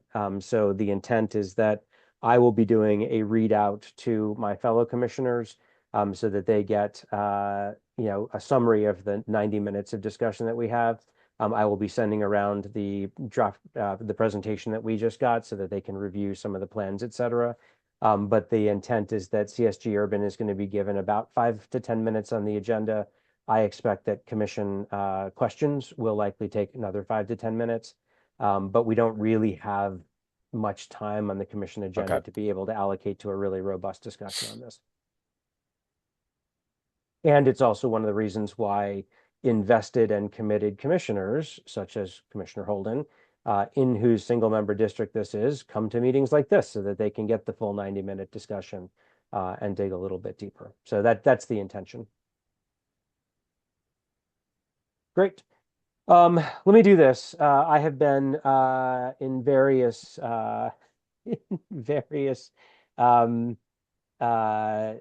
circles. My integrity has been questioned about whether or not I am accurately reflecting that thing that the council member did last week. Let me pull up and put on the screen the amendment that she and Councilmember Allen signed. This is the amendment number 1 related to the fiscal year 2027 budgeting. This document was provided to the fellow council members at 11:30 p.m. the night before this amendment was presented at the first reading of the council budget. Does a couple of very important things. I'm happy to share this with the committee members. But first and foremost, what it does is it certifies by the Office of the CFO the fund balances that are currently available through the U Street Performance Parking Zone. It is a special revenue fund. It is specifically for the Greater U Street Performance Parking Zone. And the Office of the CFO certified that recognizing existing fund balance from fiscal years 25 and 26 is $2.75 million. I don't think, to be perfectly honest, that anyone was expecting the performance parking zone to be generating dollars like this.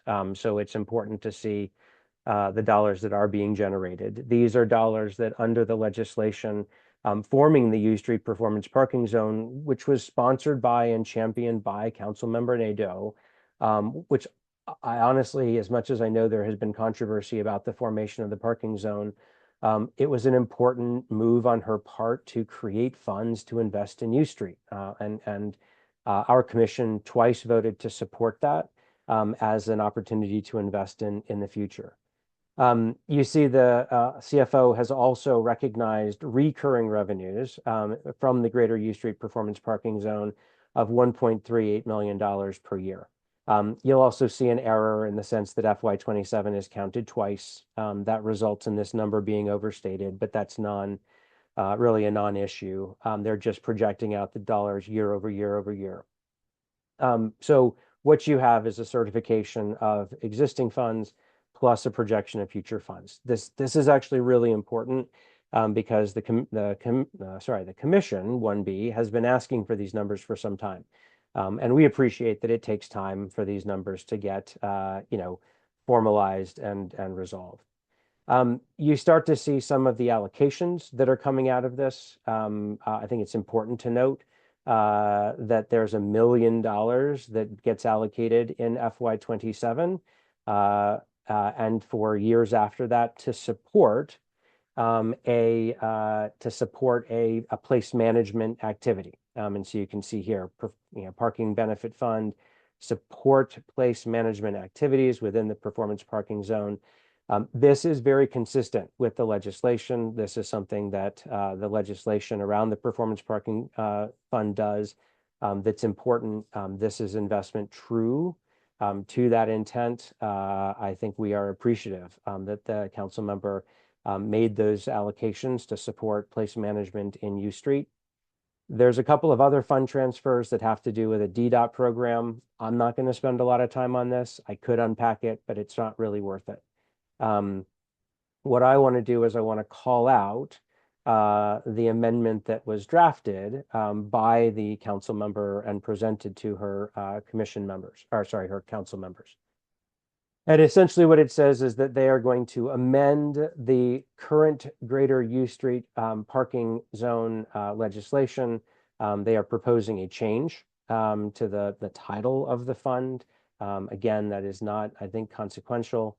What it says very specifically is that in fiscal years 26 and 2027, up to $2.55 million may be used to support the automated curbside management program as established in Section 3A of the Commercial Curbside Loading Zone Implementation Act of 2009 and passed on its first reading June 9th, 2026, which was just a few days ago. And what this effectively does through this amendment is that it takes $2.55 million out of the $2.75 million fund balance, and it reallocates it away from U Street to support a citywide DDOT priority program. The reason why this amendment is required is because the legislation as written today only allows for those funds to be allocated to activities on U Street, inside of the Greater U Street performance parking zone and in areas that are immediately adjacent. And so this was of concern to me. The council member's office, to their credit, called and said, hey, this is an amendment that we're making and we're letting you know about it. I hope in a spirit of transparency, emailed back and said, we have concerns about this and we think that this needs to be discussed. And the amendment was presented by the council member and narrowly passed in council. There is a second reading on June 30th. Again, what we're looking to do is to pass a resolution that says we've got some concerns about this. And what we are asking is that someone, whether it be Councilmember Nadeau or other members of council, say, hey, you should really put that money back to the U Street community, which is why it was generated and where it was generated, to support the purposes that were outlined in the original legislation. Before I pull up the resolution draft, let me just pause and see if there are any questions or comments that folks might have. I tried to keep it as straightforward as I could. I want to, convey my real desire to be as 100% accurate as I can be on this, and I will be very happy to send around a copy of the amendment so you can read it for yourselves and unpack it. Patrick, I don't know if you've got your hand up as a vestige of the last conversation or related to this one, so I'm going to give you the permission to talk again. It's probably from the last one, but I do have some comments. I think it's appalling that this was even brought through, and I think whatever the ANC can do that's extremely strongly worded in opposition to this, that it does. And I also think that the community needs to get riled up and attend the last hearing and in mass show up and say, we're against this, and here's why we're against it, because this is a sly move on her part, and as much as she doesn't like the fact that you're pushing this, she committed to do something, and now she's stabbing us in the back. All right. Thank you, Patrick. Howard, go ahead. Yeah, I just want to clarify, did the council member's office give you in your discussions any reason for this or rationale? Did they acknowledge that this is a reversal of what she has said previously, or do they have a different interpretation of what she has indicated previously? Trying to give her the benefit of the doubt here. Howard, I'm going to be careful because I at this point, I'm not sure exactly what was directly told to me in terms of why they did this. I will say generally, what I was told is that all of this was with the intent of advancing the council members' neighborhood management authority bill, which is currently sitting in two different committees and has not advanced since it was presented to council for consideration in January of 2025. And that the neighborhood management authority from the council member's office perspective is so important that it was worth kind of committing these dollars to try to advance that legislation to help U Street. I recall from two very significant discussions that this committee had, including members of Council Member Nato's office, where the community overwhelmingly gave feedback that the Neighborhood Management Authority was not their preferred structure, and that the Business Improvement District was preferred over the Neighborhood Management Authority. So we're a little bit kind of at odds in terms of the history of the bid versus the NMA. But I think that the focus here is to try to get that NMA advanced. I think that keeping the dollars on U Street is more important than the NMA. But that is my 2 cents. Krishna, go ahead. Matt, can you put that document back up on the screen? The one with the numbers that you just had a second ago. Yep. Because I'm just maybe you went over this and I missed it. I'm just still I wanted to take another look. So you're talking about this 2.5, but what about this? Keep on scrolling down a little bit. How did I know you were going to catch this? I was trying not to complicate it, but I'm happy to unpack this too. Yeah, because Okay. basically, if correct me if my reading is here, is she's reallocating money for this to a DDOT program that's already funded, and then she's funding two other special programs, one at the city council and one at DGS instead. I mean, that it really makes no sense whatsoever. I mean, this is like completely outside of the U Street performance parking zone. I mean, and these are funded programs. So item number 3, reduce the DDOT NPS to reflect the project underspending. You'll see here that it's related to curbside programs. The current curbside management program, which is not the automated curbside management program, right? That is what they are trying to advance. The current curbside program for DDOT is funded for $600,000. Rather than reallocating the current curbside program balance to support the future automated curbside balance, the automated curbside program, the $600,000 are taken out of the DDOT budget and they are reallocated. 300,000 is reallocated to council administration offices. Yeah. And $300,000 is allocated to, you're right, DGS, but it is actually for public education, DCPS.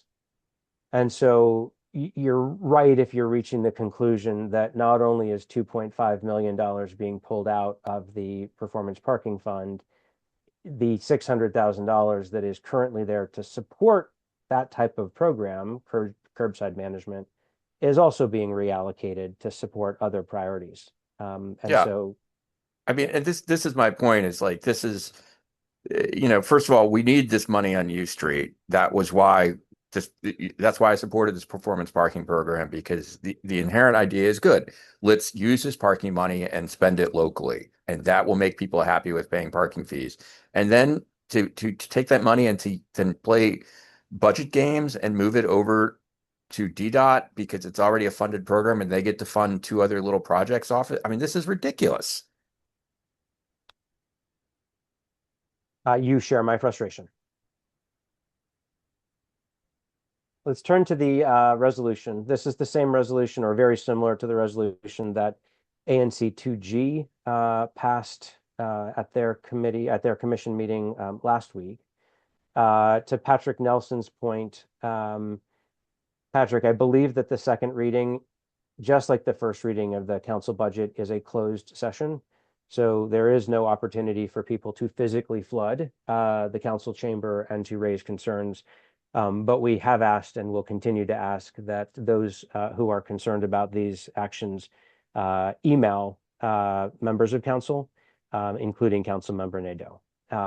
So let me take you through the resolution really quickly. I'm sorry, are there any other questions? Thank you, Howard. Thank you, Krishna. Thank you, Patrick. Okay. It's a resolution to be presented to ANC 1B, opposing the transfer of 2.55 million out of the Greater U Street Performance Parking Program Fund through the Nadeau-Allen Amendment number 1 to Bill 26-661, the fiscal year 2027 budget. We recognize that Council established a non-lapsing performance parking program fund, which we're quoting as much as we can, shall be administered by the Director of the District Department of Transportation. Whereas all parking meter revenue collected within the Greater U Street parking zone established by said bill that exceeds the baseline revenue shall be deposited in the fund. Whereas monies in the fund after initial program costs and ongoing maintenance costs have been covered, give me a second to scroll down here, have been paid, shall be used solely for the following purposes within and immediately adjacent to the Greater U Street Performance Parking Zone: place management initiatives, which I want to give credit. The other allocation of future funds does in fact do. Public space maintenance, public safety initiatives, transportation safety and public space improvements, and support for businesses. Whereas the District Columbia Chief Financial Officer has recognized an existing fund balance of 2.75 million and further recognized recurring revenues from the Greater U Street Performance Parking Zone of 1.38 per year beginning in FY27. Whereas as of June 1st, no monies in the fund have been allocated or expended for the intended purposes within and immediately adjacent to the Greater U Street Performance Parking Zone. No investments have been made in place management. No investments have been made in public space maintenance. No investments have been made in public safety. No investments have been made in transportation, transportation safety and public space. Commissioner Holden, I see your hand. I'll recognize you in one moment. No investments made to support businesses. Whereas this amendment was introduced on June 9th and adopted by council, 7 yeas, 1 present, and 5 nays. The amendment strips 2.55 million from the performance parking fund and reallocates it to a DDOT program outside of the Greater U Street Performance Parking Zone. Did not solicit any community input or feedback in crafting this amendment. Where we are outraged by the actions to take the monies allocated to local economy, which are greatly needed. Therefore, let it be resolved very basically. We ask council to amend the Nadeau-Allen Amendment number 1 at its next meeting on the FY27 budget to restore the 2.55 million to the fund for uses as intended by the original legislation.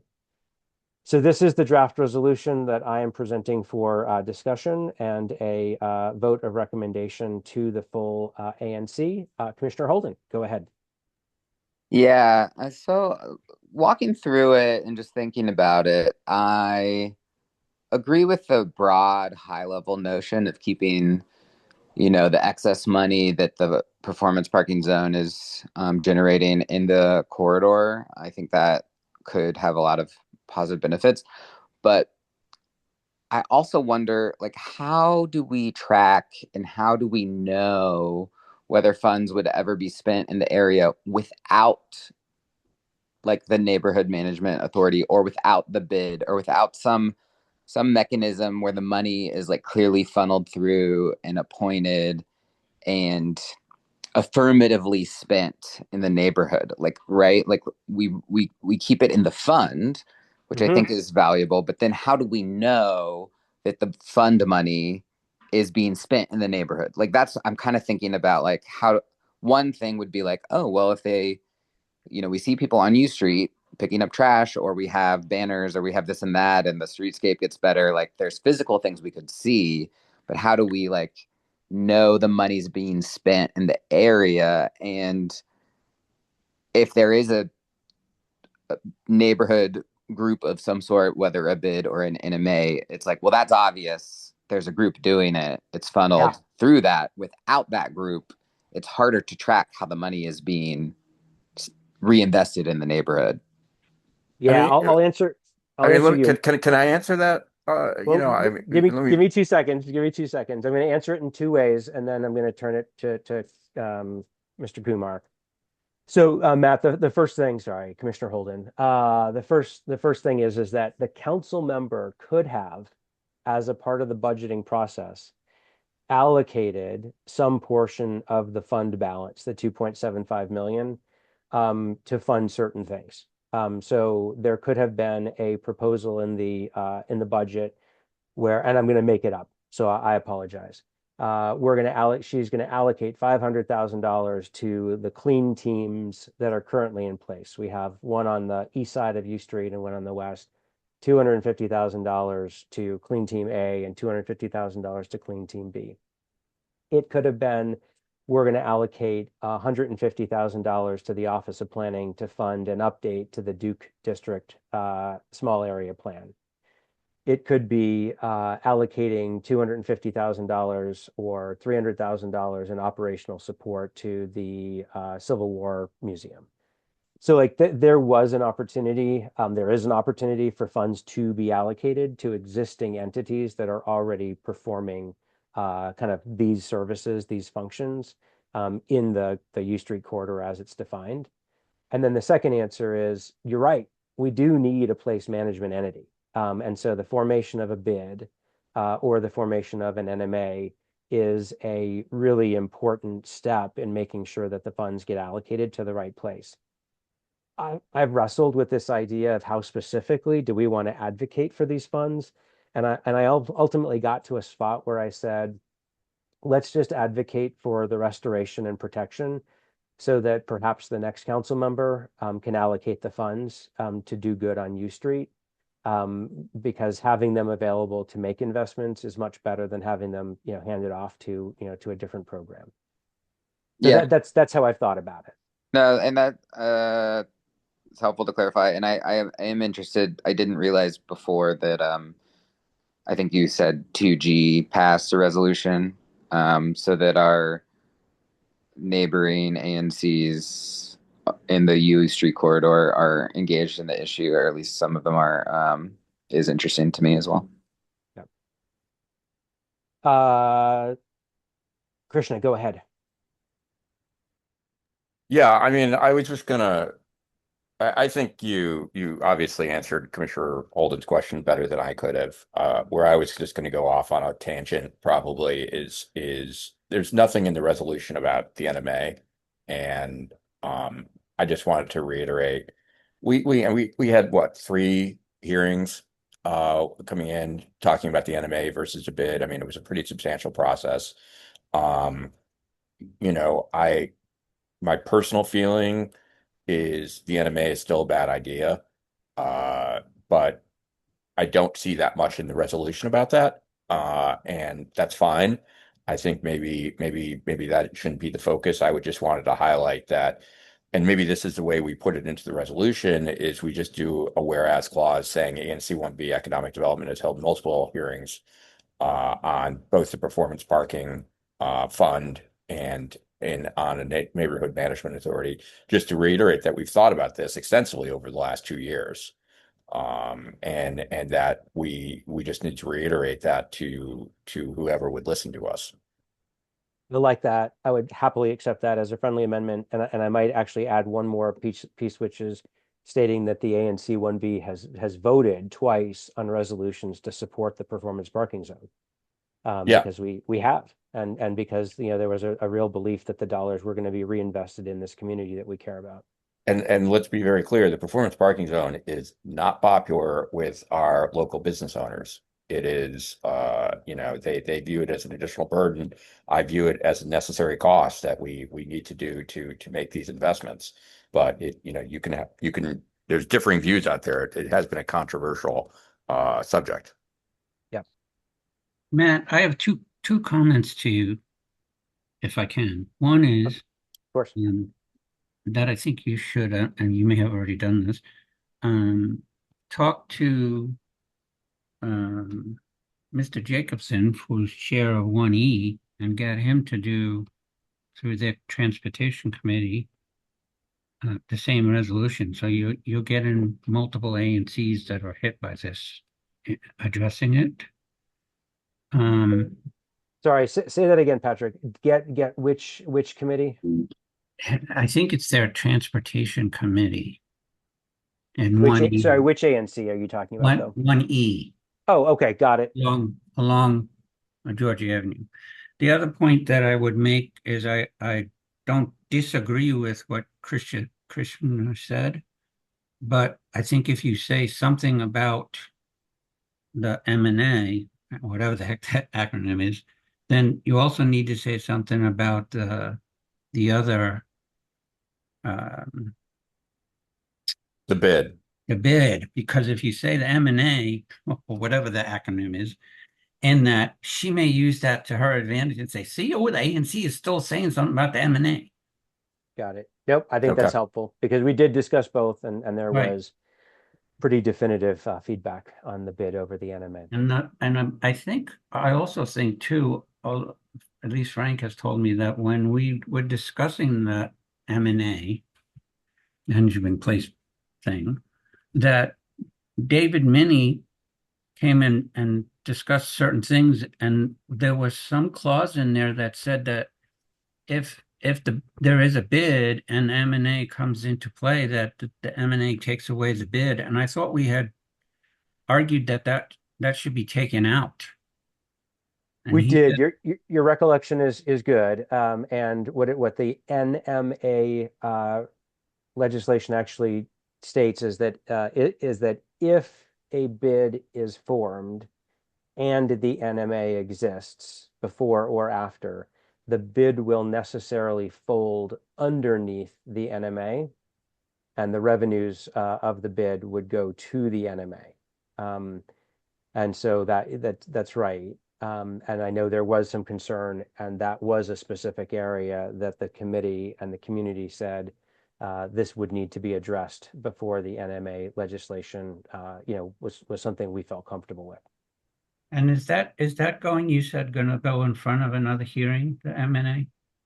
The NMA has not yet been scheduled for a hearing.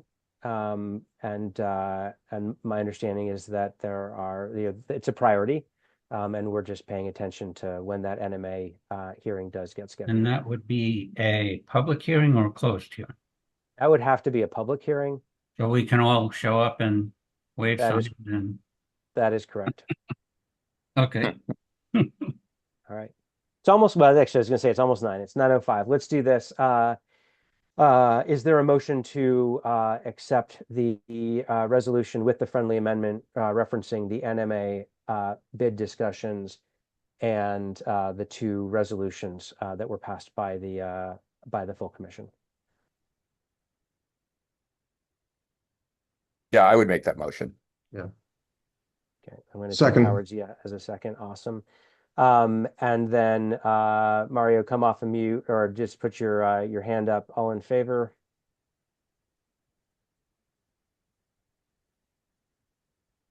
Oh. And let's see if Mario, you can give a verbal one, Mario, if you come off of mute. Yeah, I was trying to raise my hand. Yes. It's too hard on the phone. It's just too much to navigate. Okay. With that said, we will take this forward to the full commission for their review and consideration on the 22nd, which is Monday. And I also know that Trindade Duramo, Chair, and I are trying hard to work in parallel with the council member's office on amendments to her amendment. So we'll see how that goes. But the general message of we support, restoring those funds, I think is important for us to take forward on multiple levels. Matt, you should make official the count so that it's on the record. 4 of 4 committee members voting in favor. And, All right. Matt, before we go, could I just raise one other issue Oh very yeah, briefly? new business. Thank you. Yes. This may be just outside the border of our ANC. I'm not sure, but I think it has a big impact on our ANC. There's that gas station on 15th and U that all of a Sunoco. sudden last week closed down, and now a big lot is surrounded by a metal fence. And I know many neighbors are wondering what the heck is going on and what will happen there. So that may be something for us to address in the future. And if anybody on this call knows anything, I'd love to hear it. I mean, that is within our ANC, right? It's the southeast corner of 15th and U. Yeah, I think that's Ward 2. It's directly south of my ANC. It's not in my ANC, but if there were to be a development project because it's across the street, we would be Notice it would be within our realm of responsibility to weigh in, It's very possible that the gas station is doing a renovation because that same exact thing happened to the gas station on the corner of Harvard and Sherman, and there was no notice or anything posted, and they literally tore up the pumps and put new pumps and took the tank out. So it's a possibility that's probably what they might be doing there. Okay. Howard, thank you. That was also on Popville, I think, last week. So was tracking, but let's just do kind of a regular check-in, and when we get together again, we'll see where we're at. Well, and really it would be great if that gets developed. I mean, Yeah, that would be a huge win for all of us, I think. Except for the people who have to fill up fuel. It was expensive anyway. You shouldn't be filling up there. I was going to make a comment about solar panels and charging stations, but all right, let's do this really quickly on the last thing on our agenda, and we'll leave. I want to propose that we cancel our July committee meeting. The commission will be meeting in July on the 9th. They will not be meeting in August, and that we reconvene again on the 3rd Thursday of August. So essentially, we would be taking July and the first half of August off. We'd be reconvening in the end of August, so that we would be able to meet on anything we needed to make a recommendation to the commission on for its September meeting. Does that generally fit with folks' kind of summer plans and schedules? Well, the only thing I would say on that, Matt, is if I understood Vinita correctly, or rather, if I understood Quentin correctly, they're going to try to introduce the legislation in July. No, I think they were planning to get things finalized over the summer with the intent of introducing their legislation on September 22nd. Okay, thank you. Yeah. Why don't we do this? I'm going to put it out there to percolate the idea of canceling our July meeting. We'll do a circle on a couple of things, which might include Neighborhood Management Authority. It might include bid advancement. It might include Reeves Center activity. If it doesn't look like there's anything, I'll send an update to the group in terms of what looks like it's in progress, and we can make a decision across the committee about holding the meeting in July or not. So no need for us to decide today. We'll check and see where things are as we get into early July, and we'll go from there. All right, 9:10 p.m. We adjourned. Thank you, everybody. Commissioner Holden, thanks for holding in there with us for the whole of the meeting. And I'm personally really excited about getting some real progress updates on the Reeves Center. I love a Holden pun. I didn't mean to do that. You did it though. Love it. Bye, everybody. All Have a right, good on night. that note.